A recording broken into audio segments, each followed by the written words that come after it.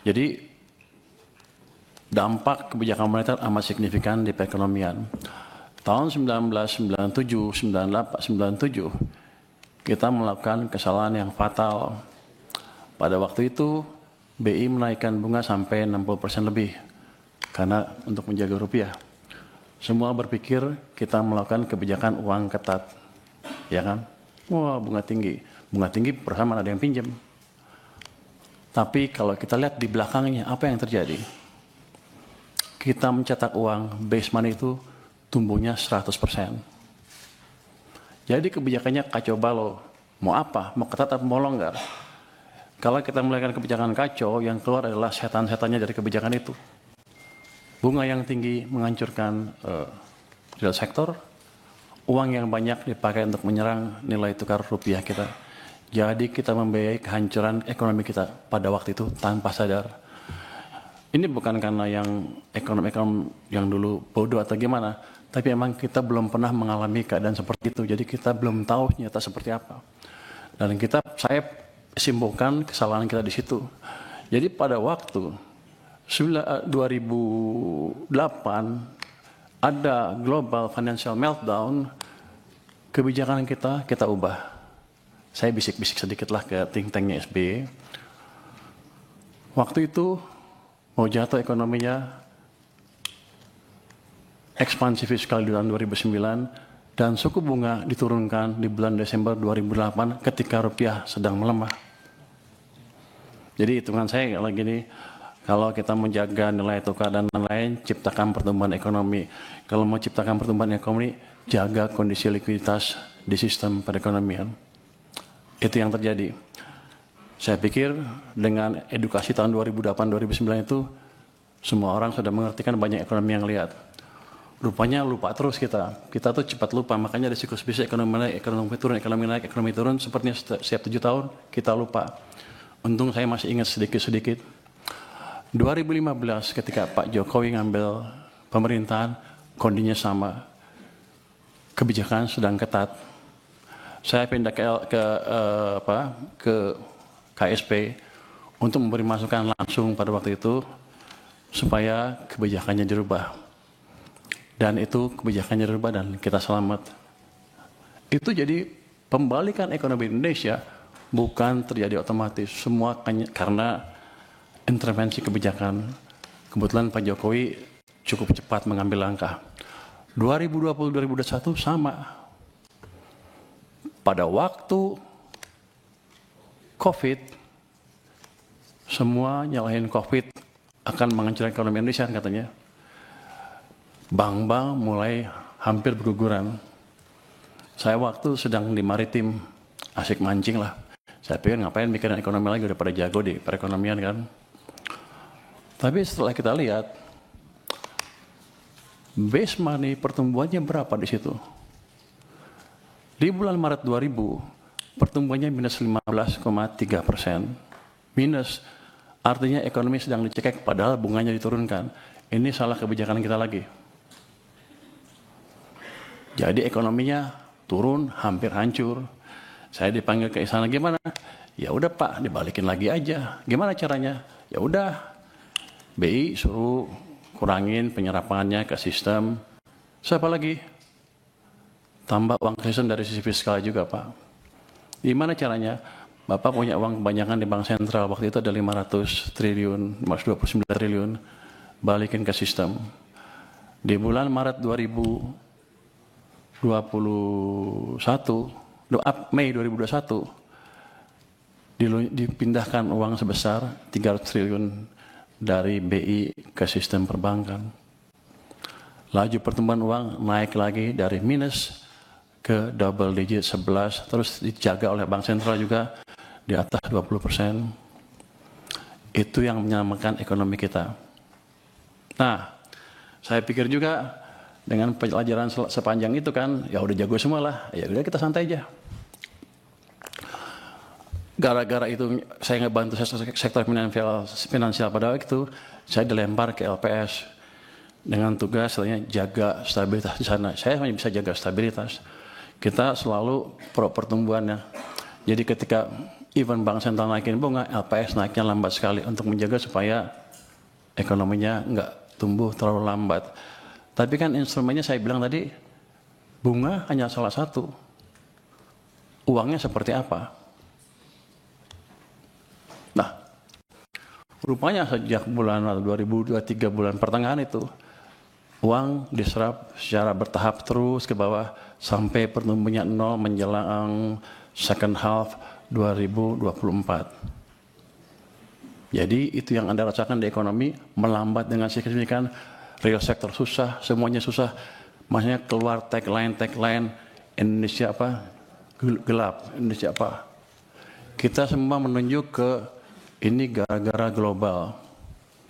Padahal ada kebijakan dalam negeri yang salah juga, yang utamanya mengganggu kita karena 90% perekonomian kita didrive oleh domestic demand.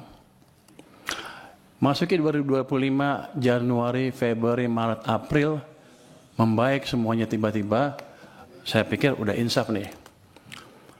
Pertumbuhan uang sempat mencapai 7% di bulan April. Makanya ketika saya rasakan di bulan April, saya bilang, kita sudah keluar dari krisis, Indonesia akan cerah. Yang saya nggak tahu, Mei jatuh lagi, Juni jatuh, Juli jatuh, Agustus jatuh ke 0%. Jadi periode perlambatan ekonomi yang 2024 gara-gara uang ketat tadi dipulihkan sedikit, belum pulih penuh, direm lagi ekonominya. Itu dari sisi fiskal dan moneter. BI kita nggak tahu nih pada marah sama saya nggak habis ini. Nanti tetap traktir ya. Pemerintah karena terlambat membelanjakan anggaran, membelanjakan APBN ya, uangnya kan dari bank sentral. Beliau rajin narik pajak. Nggak apa-apa, masuk ke bank sentral. Kalau dibelanjain lagi, nggak apa-apa. Tapi ini kan nggak ditaruh sana santai-santai, kering sistemnya. Bank sentral kita juga sama, katanya saya nanti kan penguasa ya, katanya punya apa di KSSK boleh menggayat sedikit kan ya. Jadi saya berani ngomong sedikit sekarang. Dulu saya nggak berani karena saya di LPS, wewenang saya nggak sampai sana. Jadi dua sisi mengetatkan kebijakan kita. Bank naruh uangnya di bank, padahal uang kita banyak. BI menyerah sampai 800 triliun. Pemerintah pada satu titik sampai 500 triliun sampai lebih di bank sentral. Sistem kekeringan. Yang Bapak-Bapak rasakan adalah yang kemarin demo itu karena tekanan berkepanjangan di ekonomi, karena kesalahan kebijakan fiskal dan moneter sendiri yang sebetulnya kita kuasain. Yang jadi pertanyaan saya kan, di sini Komisi 11 rapatnya dengan Menteri Keuangan berapa ratus hari dalam setahun. Kenapa tidak pernah mempertanyakan itu? Dan saya datang ke sini tiba-tiba, semuanya pertanyaan banyak sekali yang harusnya sudah putus pada waktu itu. Tapi nggak apa-apa. Jadi ke depan yang saya lakukan adalah memperbaiki itu sebelum merubah yang lain-lain. Struktural lain kita bisa rubah, tapi quick win-nya di situ. Saya akan balik kondisi yang memburuk karena langkah kita sendiri. Oh gimana? Ya paling bagus kan percepat belanja anggaran. Oke, belanjanya cepat-cepat. Tapi yang kita tahu, itu nggak semudah membalik tangan. Saya pernah tanya Pak Jokowi dulu waktu saya di istana, Pak balikin uangnya ke sistem. Loh apa bedanya? Kan nggak bisa belanja juga. Pak, kalau uang Bapak ditaruh di BI, dosa Bapak dua.